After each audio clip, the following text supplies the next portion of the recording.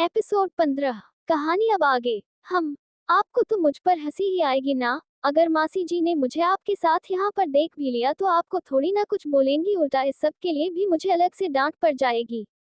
क्या परिधि, एक तो तुमने खुद डिसाइड कर रखा है कि मासी की सारी उल्टी सीधी बात को मानोगी, ऊपर से उसके लिए भी मुझे ही सुना रही हो। और एक मिनट, तुम्हें कैसे पता कि बाहर मासी ही होगी? तुम घबराना बंद करो, मैं देखता हूँ कौन है। वैसे भी किसी को मेरा रोमांटिक मूड थोड़ी ना देखा जाता है। हर टाइम कोई ना कोई उसे आकर खराब कर ही देता है।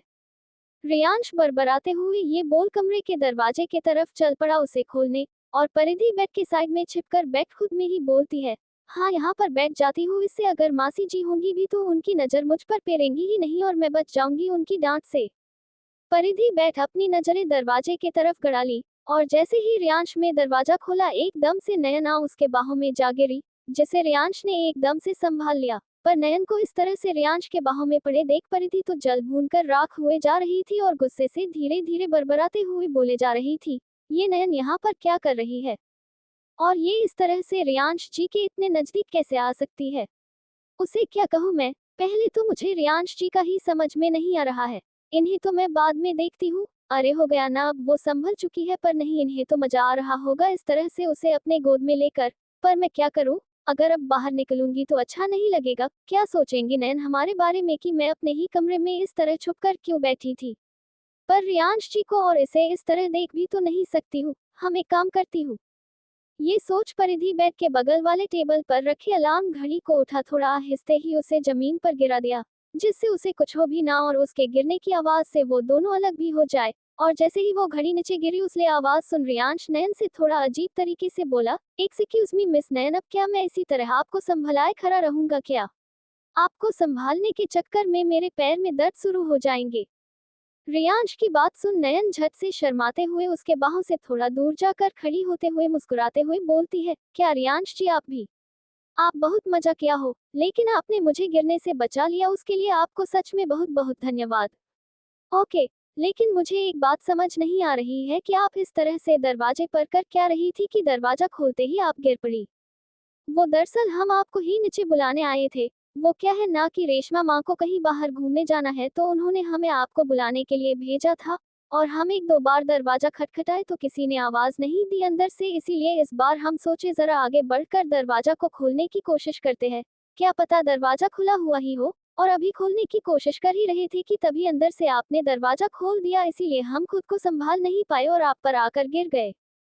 बड़ी खूबसूरती के साथ नयन ने अपनी मनगढ़ंत कहानी को रियांश के सामने पेश कर दी, जिसे सुन रियांश उस पर यकीन कर बात को वही छोड़ देता है और फिर बोलता है, अच्छा मासी मुझे बुला रही है, अब कहाँ जाना है उन्हें?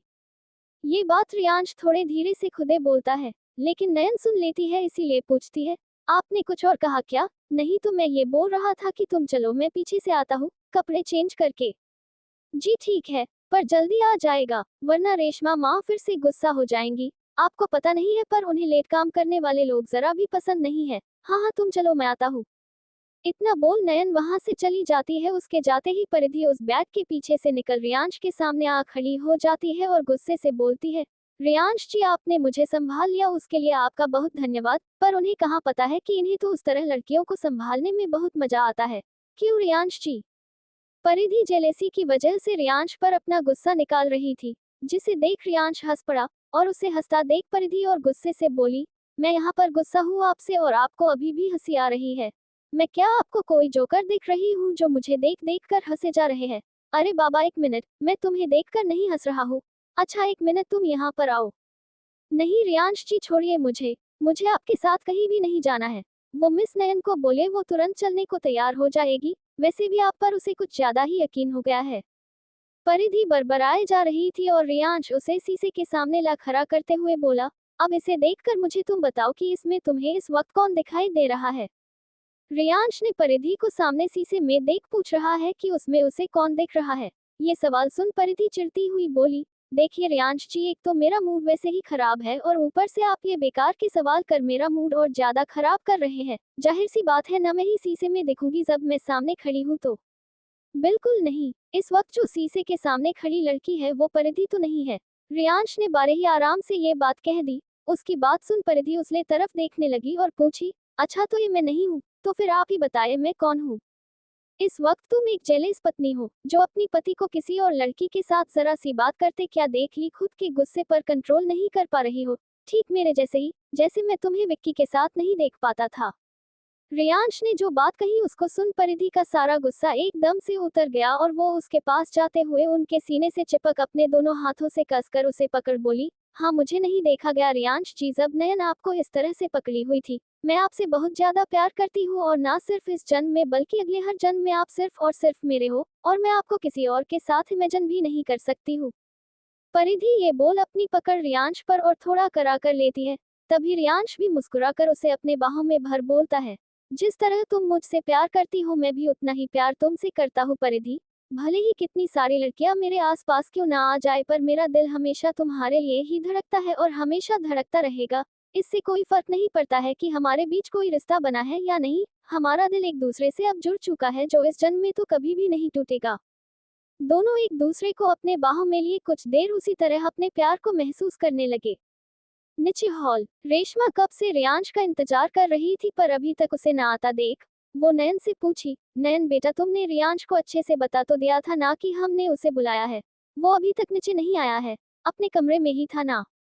हाँ रेशमा माँ, मैंने रियांश जी को बता तो दिया था और साथ में ये भी कहा था कि आपको लेट काम करने वाले लोग जरा भी पसंद नहीं है, पर पता नहीं वो अभी तक आए क्यों नहीं है।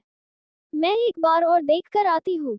नयन केवल बहाना चाहती थी रियांश के कमरे में जाने का और इसीलिए अभी ही मौका देख वापस से जाने का बोल ऊपर जाने लगी। लेकिन अभी वो सीढ़ी के पहले सटे पर अपने कदम रखी ही थी कि उसकी नजर सामने से आ रहे रियांश और परिधि पर पड़ गई। दोनों के चेहरे पर हल्की मुस्कान थी। ये देख नयन अपने पैर पीछे कर लेती है और झट से रेशमा के पास आ बोली, ये लीजिए रेशमा माँ, आ गए रियांश जी। रियांश बेटा तुझे इतनी देर क्यों लगी अपने कमरे में से आने में? तुझे पता है ना कि मुझे देरी से काम जरा भी पसंद नहीं है। वो मासी मैं आ ही रहा था पर मुझे मेरे कपड़े ही नहीं मिल रहे थे इसीलिए परिधि को बुलाना पड़ा कपड़ा ढूंढने के लिए। अच्छा आप बताइए ना आपको कहाँ जाना है? वो नयन बोल रही थी कि आपको कहीं जाना है। हाँ रियांश बेटा, वो दरअसल हमें यही पास वाली मंदिर जानी थी। छुटकी के पैर में तकलीफ है इसीलिए मैं उसे अपने साथ चलने को कह भी नहीं सकती हूँ और माँ जी के तबीयत भी कुछ खास ठीक नहीं है इसीलिए क्या तुम मुझे मंदिर लेकर चलोगे? हाँ मासी क्यों नहीं, आप तैयार हो जाइए मैं लेकर चलता हूँ। रियांश ये जाकर सोफे पर बैठ जाता है तभी रेशमा बोल पड़ी, अरे नयन बेटा तू इस एक घर में क्या करेगी? वैसे भी सिर्फ खाना बनाना ही तो बचा है, सारा काम तो हो ही गया है। खाना ये बहू बना लेगी, तू जल्दी से जाकर तैयार हो जा। तू भी मेरे साथ मंदिर चल। रेशमा के बोलते ही रियांश और परिधि एक दूसरे को देखने लगे और नयन एकदम खुश हो गई। पर मासी वो मैं बोल रहा था कि अभी नहीं रियांश बेटा, बाद में, अभी मुझे मंदिर जाना है, देरी हो रही है। रेशमा वो ना बोल मंदिर की तरफ पूजा की थाली लेने चली जाती है। रियांश उनसे कुछ भी नहीं कह पाता है, जिससे उसका मूड थोड़ा खराब हो जाता है। रेशमा की बात सुनकर रियांश का मूड पूरा ऑफ हो जाता है और इसीलिए उसके चेहरा लटक जाता है। उसे इस तरह उदास देख परिधि समझ जाती है कि वो किस बात से दुखी हुआ है। इसीलिए वो जब रेशमा वहां से मंदिर थाली लेने जाती है तो उसके पास जाकर धीरे से उसके कंधे पर अपना हाथ रखते हुए बोलती है, कोई बात नहीं रियांश जी, हम कभी और साथ में बाहर चले जाएंगे, फिलहाल आप मासी के साथ जाइए। और क्या हो गया जो साथ में नयन जी भी जा रही है? आप जानते हैं ना कि मासी जी उन्हें अपनी बेटी जैसा मानती है इसीलिए उसे अपने साथ लेकर जा रही है। आप इन बातों पर ध्यान मत दीजिए। ये कोई बात हुई भला? तुम मेरी पत्नी हो परिधि, पर फिर भी मासी तुम्हारे साथ एक नौकरों के जैसा बर्ताव कर रही है और हम सब में से कोई कुछ बोल भी नहीं सकता है, क्योंकि तुम लोगों को सिर्फ मासी की रिस्पेक्ट दिखाई देती है और खुद का क्या। पर उसे देखो, एक तो इस घर से कोई रिश्ता है भी नहीं फिर भी आकर यहीं पर बैठी हुई है, ऊपर से मासी उसे हर चीज में बीच में घुसा लेती है। मैं बता रहा हूँ मैं ये सब और बर्दाश्त नहीं कर सकता हूँ। रियांश थोड़ा गुस्से से बोले जा रहा था। परिधि भी उसकी अब तो समझ रही थी लेकिन उसकी नजर मंदिर से आ रही मासी पर पड़ जाती है इसीलिए वो झट से रियांश से कुछ दूर हो खड़ी हो जाती है। रियांश बेटा अब चलो, अभी बैठे क्यों हो? हाँ मासी चलिए। रियांश ये बोल आगे आगे निकल जाता है और पीछे से रेशमा भी निकल जाती है। लेकिन नयन जो अपने ख्यालों में इस तरह से डूबी हुई होती है कि उसे ख्याल ही नहीं होता है कि वो अभी अपने सपनों की दुनिया में है। और इसीलिए रेशमा के चलने को कहने पर भी वो अपनी जगह से नहीं हिलती है। उसे इस तरह से खड़े देख परिधि बगल में बैठी सुगंधा से पूछती है, माँ ये नयन जी मासी के साथ मंदिर नहीं जा रही है क्या? पर मासी ने तो बोला था इन्हें अपने साथ चलने को, फिर ये यहीं पर अभी तक खड़ी क्यों है? पता नहीं परिधि बेटा, ऐसा तो इसने कुछ भी नहीं बोला था ना जाने के बारे में। जाकर एक बार आप ही पूछ लो कि वो जाएगी या नहीं। जी माँ। ये कह परिधि कुछ कदम चल नयन के पास आ जाती है और फिर धीरे से उनके पास जा बोलती है, नयन जी आपको मासी जी के साथ मंदिर नहीं जाना है क्या? परिधि नयन से जो पूछी उसका उसने कोई जवाब नहीं दिया। ये देख परिधि हल्के हाथों उसके कंधे को टच करते हुए वापस से वही पूछी। इस बार जैसे ही परिधि की आवाज सुनी वो झट से हड़बड़ा गई और हड़बड़ाते हुए बोल पड़ी, हाँ हाँ जाऊंगी ना। पर रेशमा माँ है कहाँ? वो अभी तक मंदिर से थाली लेकर नहीं आए है क्या? नयन की बात सुन परिधि मुस्कुराते हुए बोली, थाली लेकर? क्या नयन जी आप भी अच्छा मजाक कर लेती है। मासी जी कब का निकल भी चुकी है। आप भी जल्दी से बाहर निकलिए वरना वो मंदिर के लिए चली भी जाएंगी। क्या रेशमा माँ निकल गई है? तब मैं यहाँ पर क्या कर रही हूँ? मुझे भी जाना है, मैं अभी आती हूँ। ये बोल नयन भागते हुए घर से निकल जाती है लेकिन उसे इस तरह किसी ख्याल में डूबे देख परिधि खुद में सोचते हुए बोली, क्या अजीब बात है। नयन जी ऐसा भी भला क्या सोच रही थी कि उन्हें यहाँ पर इतने देर से क्या ही रहा था, उनके होश तक नहीं था। कोई ना कोई बहुत गहरी बात होगी तभी तो वो इतना खोई हुई थी। खैर उनके मंदिर से आने के बाद मैं पूछूंगी। फिलहाल तो मासी जी के मंदिर से आने से पहले मुझे दोपहर का खाना बना लेना होगा वरना वो फिर से गुस्सा हो जाएंगी। इतना बोल परिधि किचन की तरफ जाने लगी तभी सोफे पर बैठी सुगंधा उसे आवाज देते हुए बोली, परिधि बेटा जरा इधर तो आना। हाँ माँ अभी आते हैं। इतना बोल परिधि किचन की तरफ ना जाकर उनकी तरफ बढ़ गई। इधर कोमल अपने एक फ्रेंड के घर पर आई हुई थी। क्या यार कोमल तू जब से यहाँ पर आई है कुछ खोई खोई सी लग रही है। कोई प्रॉब्लम है क्या? अगर है तो बता दे मैं उसका सल्यूशन निकाल दूंगी क्योंकि तेरे इस गोल चेहरे पर मायूसी जरा भी अच्छी नहीं लगती है। कामना कोमल की बहुत पक्की वाली दोस्त है और कोमल उससे बराबर मिलने उसके घर पर आती जाती रहती है। पर आज कामना की बात सुन कोमल को जरा भी हंसी नहीं आई। बस वो मुरझाई हुई सी बोली, कोई बात नहीं है यार। बात क्या होगी, बस तुझसे मिलने का मन किया सो आ गई। हम दोनों की दोस्ती कोई कल की नहीं है कोमल जो मैं तुम्हें पहचान ना सकूं। तू जानती है कि मैं तुझे अच्छी तरह से जानती हूँ कि तू कब सच बोल रही है और कब नहीं। फिर झूठ क्यों बोल रही है मुझसे कि कोई बात नहीं है, जबकि मैं तेरे चेहरे पे साफ साफ पढ़ पा रही हूँ कि तेरे मन में जरूर कोई बात है जिस वजह से तेरे इस चेहरे की चमक गायब हुई पड़ी है। मैंने कहा ना कामना की कोई बात नहीं है। तू क्यों मुझे एक ही बात बार बार पूछकर इरिटेट किए जा रही है। अगर तुझे मेरे साथ रहने का मन नहीं है तो सीधे बोल दे मैं जा रही हूँ घर। कोमल चिढ़ते हुए बोल अपना पर्स उठा उसके कमरे से जाने के लिए निकलने लगी। सिंघानिया हाउस। हाँ माँ बोले, आपको कोई काम था क्या? बेटा मैं जानती हूँ कि आजकल तुम्हें हर वक्त बस काम ही करना पड़ रहा है और इस बात से मैं बहुत दुखी हूँ कि हम लोग तुम्हारे लिए कुछ भी नहीं कर पा रहे हैं। दीदी के दकियानुसी सोच को लेकर सुगंधा परिधि से बोलती है तो इस पर परिधि झट से उनके पास बैठते हुए मुस्कुरा कर बोल पड़ती है, प्लीज माँ आप पहले ये सब बोलना बंद कीजिए। और हाँ मुझे मासी जी के किसी भी बात का या फिर उनके दिए सजा का कोई बुरा नहीं लग रहा है। और भला लगेगा भी क्यों, वो भी तो हमारी अपनी ही है और हमसे उम्र में भी बड़ी है। फिर क्या हो गया अगर उन्होंने कुछ कह भी दिया तो। इसीलिए आप ये सब सोच कर खुद को दुखी मत कीजिए। और फिर भोले बाबा तो हमारे साथ है ही, वो सब कुछ संभाल लेंगे। आप सच में बहुत अच्छी है बेटा। नहीं तो आज के जमाने में कोई किसी की जरा सी बात नहीं बर्दाश्त करता है। पर आप इतना कुछ सुनकर भी अपने आप को जरा भी उदास नहीं की है। हम आपके इस सोच से बहुत ज्यादा खुश है। खैर हम आपसे कुछ और भी पूछना चाहते थे पर हमें मौका ही नहीं मिल पा रहा था दीदी की वजह से। हाँ तो माँ जी पूछिए ना, क्या पूछना था आपको? बेटा हम आपसे जानना चाहते थे कि क्या आपके और रियांश के बीच जो भी मन मुटाव थी वो खत्म हुई या फिर नहीं। अगर नहीं हुई है तो हम रियांश से इस बारे में बात करें। सुगंधा की बात सुन परिधि थोड़ा शर्मा गई। उसके चेहरे पर एक अलग ही लालीपन सा आ गया जैसे देख सुगंधा खुशी से बोल पड़ी, बेटा तुम्हारे चेहरे पर जो ये लाली है इससे साफ साफ पता चल रहा है कि आप दोनों के बीच सब ठीक हो गया है। क्या हम सही सोच रहे हैं? सुगंधा के पूछने पर परिधि भी मुस्कुरा के अपना सर हिलाते हुए बोल आई, जी माँ अब सब सही है। बेटा आप जानती है हमें ये बात सुनकर कितनी सुकून मिली है, वरना हम परेशान थे कि पता नहीं आप दोनों के इस रिश्ते में कब सब सही होगा। पर आज आपके मुंह से ये बात सुनकर हम निश्चिंत हो गए। माँ जी हम जानते हैं कि आपको कहीं ना कहीं पता था कि हमारे बीच सब सही नहीं है।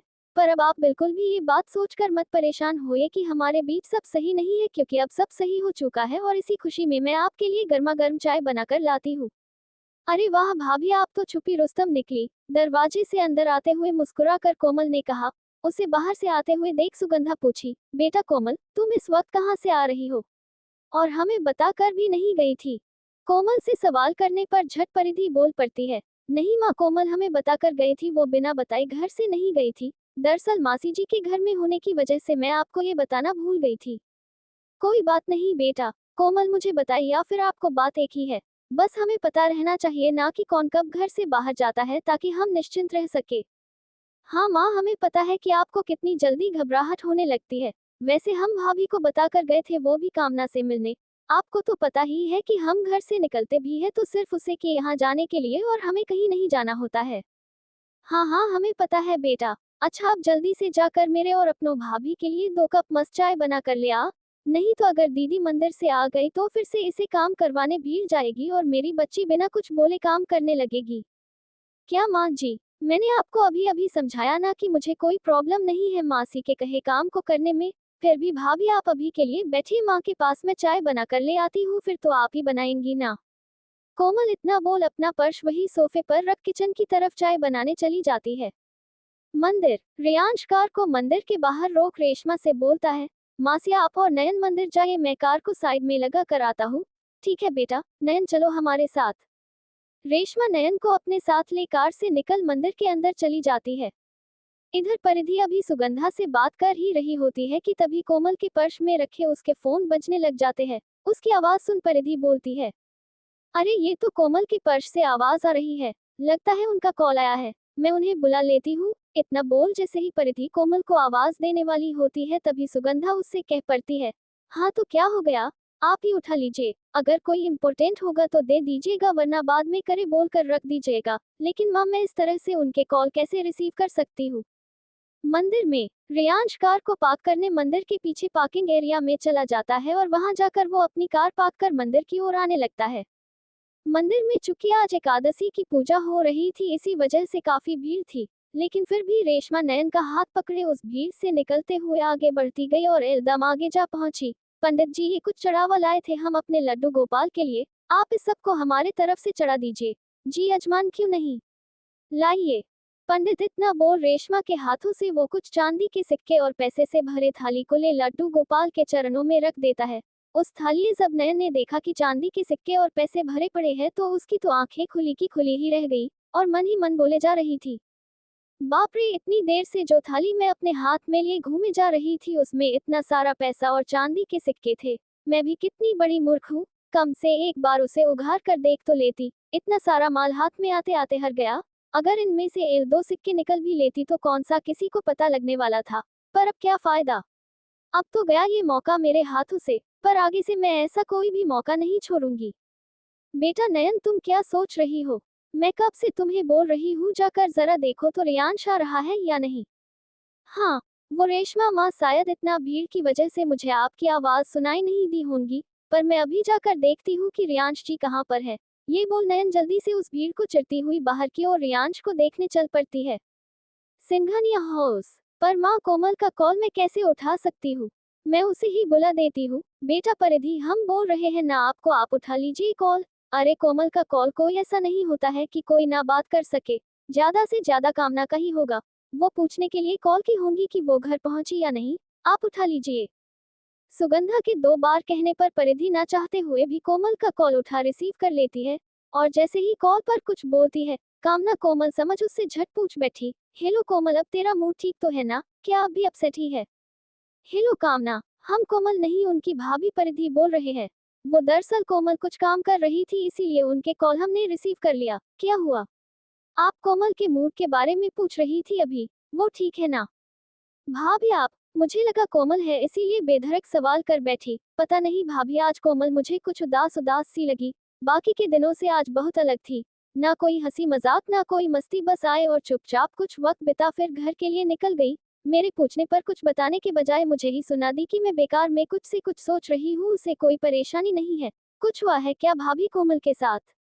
कामना कोमल की चिंता करते हुए बोली। उसकी बात सुन पहले तो थोड़ा परिधि भी हैरान हो गई और फिर अपने मन के ढेरों सवालों पर इस वक्त ताला लगाकर वो कॉल अटेंड करते हुए बोली, कामना अगर कोमल बोल रही है कि कोई बात नहीं है तो सच में कोई बात नहीं होगा। हो सकता है वो कुछ अच्छा फील नहीं कर रही होंगी, इसीलिए ऐसा लग रहा होगा आपको। वैसे हम जाकर देखते हैं। अच्छा, अभी हम कॉल रखते हैं, बाद में कोमल आपसे बात कर लेंगी, ठीक है। ओके भाभी। परिधि कामना से बात कर कॉल रख देती है। उसके चेहरे के हाव भाव को देख सुगंधा पूछी, क्या हुआ परिधि बेटा, आप इतनी सोच में क्यों हैं? किसका कॉल था? वो माँ कोमल की दोस्त कामना का ही था। वो बस यही पूछ रही थी को कोमल अभी तक घर पहुंची या नहीं। हमने बोला ही था कि उसी का कॉल होगा। हम भी अक्सर उससे बात करते ही रहते हैं, बड़ी ही प्यारी बच्ची है। दोनों की दोस्ती बहुत गहरी और पक्की है। सुगंधा ये बोलते बोलते मुस्कुरा दी और उन्हें मुस्कुराते देख परिधि भी मुस्कुरा दी, पर मन ही मन वो बोली, सॉरी माँ, मैं आपको ये नहीं बताई कि कामना ने कोमल के बारे में क्या कहा। पर कोमल किस बात को लेकर इतनी ज्यादा अपसेट है जिस वजह से वो हुनी इतनी बेस्ट फ्रेंड को भी उल्टा सीधा बोल दी। उन्हें देखकर तो ऐसा नहीं लगता है, पर फिर क्या अति हो सकती है। मुझे इस बारे में उनसे साफ साफ बात करनी पड़ेगी। टन टना टन। तो हाजिर है आप दोनों के लिए गर्मा गर्म चाय। कोमल एक ट्रे में 3 कप चाय लेकर आते हुए बोली। कोमल को इतना नॉर्मल देख परिधि के मन में बहुत सारे सवाल उठने लगे, पर वो इस समय उससे ये सब बात नहीं कर सकती थी, क्योंकि वहां पर सुगंधा भी थी, इसीलिए बात को वही छोड़ चाय का मजा लेने लग गई। मंदिर, अरे रियांश जी, आप यहाँ पर खड़े हैं और रेशमा माँ आपको ढूंढने के लिए मुझे भेज दिया है। अंदर, जल्दी से अंदर चलिए, रेशमा माँ हमारा इंतजार कर रही होंगी। ओके चलो, वैसे भी मैं आ ही रहा था। वही तो, पर रेशमा माँ समझती नहीं है ना। अगर उन्होंने एक बार बोल दिया तो वो काम होना जी होना है, वरना उन्हें बुरा लग जाएगा। इसी वजह से तो मैं आपको ढूंढने आ गई। दोनों बातें करते करते अंदर चले जा रहे थे। तभी भीड़ ज्यादा होने की वजह से नयन को एक आइडिया सूझा और वो इधर उधर 1-2 बार देख झट से अपने आप का पैर नीचे बिछे कार्पेट में फंसा गिरने लगी। यूएसए एकाएक नयन को गिरते देख रियांश झा से उसे अपने दोनों हाथों में पकड़ संभाल लेता है। फिर क्या था, वहां पर आए सभी लोग एकदम खड़े होकर उन दोनों को देख देख मुस्कुराने लगे और पंडित जी रेशमा से बोले, यजमान ये आपके बेटे बहू है, इन दोनों का साथ इसी तरह हमेशा बना रहे, हम भगवान से प्रार्थना करेंगे। पंडित की बात सुनते ही रियांश से रहा नहीं गया और वो झट से नयन को संभाल कर खड़ा करते हुए बोल पड़ा, जी पंडित जी, ये मेरी पत्नी नहीं है, मेरी पत्नी घर पर है, ये तो बस गिर रही थी तो इसीलिए मैंने इन्हें संभाल लिया बस। वैसे आपको प्रार्थना करनी भी है तो मेरे और मेरी पत्नी के लिए कर दीजिए और मुझे उसके लिए प्रसाद भी दे दीजिए। ये बात रियांश एकदम रूडली बोल रहा था, जिसे सुन रेशमा एकदम से उसे शांत करते हुए बोल पड़ी, रियांश बेटा, शांत हो जाओ, पंडित जी से इस तरह तुम बात नहीं कर सकते हो। उन्हें गलत फहमी हो गई थी बस, और फिर उन्होंने सिर्फ तुम्हारे बारे में तो नहीं बोला जो तुम्हें इतना गुस्सा आ रहा है, उन्होंने नयन के बारे में भी बोला था। और उस बच्ची को देखो कितनी शांति से खड़ी है, हर बात पर गुस्सा हो जाना कौन सा भले इंसान का काम है। मुझे नहीं बनना है भला इंसान मासी, मैं जा रहा हूँ मंदिर के बाहर, अगर आपका भी पूजा हो गया हो तो आ जाएगा। मैं अब और नहीं रुक सकता हूँ यहाँ पर, मेरा दिमाग खराब हो रहा है। रियांश झालाते हुए वहां से उल्टे पैर निकल गया। रेशमा माँ, आप परेशान मत होइए, उन्हें जरा सा गुस्सा आ गया ये सब सुनकर। हम घर चलकर उन्हें अच्छे से समझा देंगे कि ऐसा बोलने से कुछ नहीं होता है, वो समझ जाएंगे। अभी आप बिना टेंशन लिए अपनी पूजा अच्छे से कर लीजिए। ये बात नयन मुस्कुराते हुए रेशमा से बोली। जब सुन रेशमा के चेहरे पर भी थोड़ी मुस्कान आ गई और वो नयन को, मेरी बच्ची कितनी समझदार है, बोल वापस से पूजा करने लग गई। रात का समय, परिधि पूरे मन से सबके लिए खाना बना ली थी। किचन में अब खाने का समय हो गया था तो उसे डाइनिंग टेबल पर एक एक कर सजा रही थी। तभी उसे कामना की कई बातें याद आने लगी और वो खुद में धीरे से बात करते हुए बोली, आखिर में कोमल के दिमाग में ऐसी कौन सी बात चल रही होंगी जिस वजह से वो परेशान है और हम सब से वो अपनी परेशानी को छिपाने की कोशिश भी कर रही है। समझ में ही नहीं आ रहा है कि कब उनसे इस बारे में बात करूं, 1 मिनट की फुर्सत ही नहीं मिल रही है। और अगर उनके कमरे में जाकर बात करने लग गई तो इस बीच मासी बार बार आवाज दे देकर मुझे बात करने देने से रही। एक काम करते हैं, आपको खाना पीना खिलाकर सोने के समय मैं कोमल से बात करने उसी के कमरे में चली जाऊंगी, हम ये सही रहेगा, फिर मैं आराम से उससे बात भी कर पाऊंगी। ये सब सोच वो खाना सजा लेती है। फिर सभी टाइम के अनुसार खाना खाने टेबल पर इकट्ठा होते हैं, लेकिन रियांश अभी तक अपने कमरे से नहीं आता है। रियांश को आते नहीं देख परिधि मन ही मन बोलती है, ये रियांश जी अभी तक खाना खाने क्यों नहीं आए, अब क्या हो गया उन्हें। अभी परिधि इतना सोची ही थी कि तभी शांति देवी अपनी लड़खड़ाती हुई आवाज में परिधि से बोली, परिधि बेटा, मैं जानती हूँ कि तुम यही सोच रही होंगी ना कि रियांश अभी तक खाना खाने क्यों नहीं आया है। वो इसीलिए क्योंकि आज उसके सर में जरा सा दर्द हो रहा है, इसी वजह से वो अपने कमरे में आराम कर रहा है। तो तुम ही उसके लिए 1 प्लेट खाना लेकर कमरे में दे आओ, और अगर उसके सर में ज्यादा दर्द होगा तो दवाई भी दे देना। क्या रियांश जी के सर में दर्द है? अगर ऐसी बात थी तो उन्हें मुझे पहले ही बताना चाहिए था ना, मैं उन्हें पहले ही दवाई दे देती। आप लोग खाए माँ, मैं अभी आती हूँ उन्हें देखकर। इतना बोल वो जाने लगी, तभी रेशमा बोल पड़ी, एक मिनट बहू, अगर तुम इस तरह बीच में ही खाना खिलाना छोड़ चली जाओगी तो फिर हमें खाना को देगा। रेशमा की बात सुन परिधि अपने कदम वही रोक खड़ी हो जाती है कि कहीं उन्हें बुरा ना लग जाए। पर तभी सुगंधा कहती है, दीदी आप ही तो कहती है कि नयन बेटा भी हमारे घर की सदस्य जैसी ही है, तो फिर खाना हमें नयन ही परोस देंगी, इसमें कौन सी बड़ी बात हो गई। क्यों नयन बेटा, आप हम सबको खाना सर्व करेगी ना। अरे छुटकी पर नयन क्यों करेगी बहू वाले काम, वो इस घर की मेहमान है और मेहमानों से हम अपने लिए खाना परोसवाएंगे। ये बात बिल्कुल भी सही नहीं है, इससे अच्छा तो हम खुद से ही ले लेते हैं। इतना बोलकर रेशमा अपना हाथ खाना की तरफ बढ़ा दी। ये देख परिधि रियांश को देखने ना जाकर पहले जल्दी जल्दी सबको खाना सर्व करने लगी और रेशमा से बोली, उसकी कोई जरूरत नहीं है मासी जी, आप आराम से बैठिए, हम सबको खाना खिलाने के बाद ही जाएंगे, हम परोसते हैं खाना। परिधि के मन में रियांश का ख्याल था कि उसकी तबीयत कैसी होगी, वो ठीक भी होंगे या नहीं, पर मासी की वजह से वो चाह कर भी नहीं जा पाई। ये सब सुगंधा और उसके बाकी के घर वालों को जरा भी अच्छा नहीं लग रहा था और इसीलिए कोमल धीरे से अपना मुंह बनाते हुए सुगंधा से बोली, माँ ये क्या बात हुई, जब से आए हैं मासी ने तो भाभी को मानो नौकर ही बना दिया हो, बहू ये लाओ बहू वो लाओ। लेकिन इस बार तो इन्होंने हद ही कर दी, मतलब भाभी को भाई के पास जाने से भी रोक रही है। आप ही देखो माँ, भाभी के चेहरे कितने ज्यादा उदास दिख रहे हैं, और हो भी क्यों ना, आप कुछ समझाती क्यों नहीं है मासी को माँ।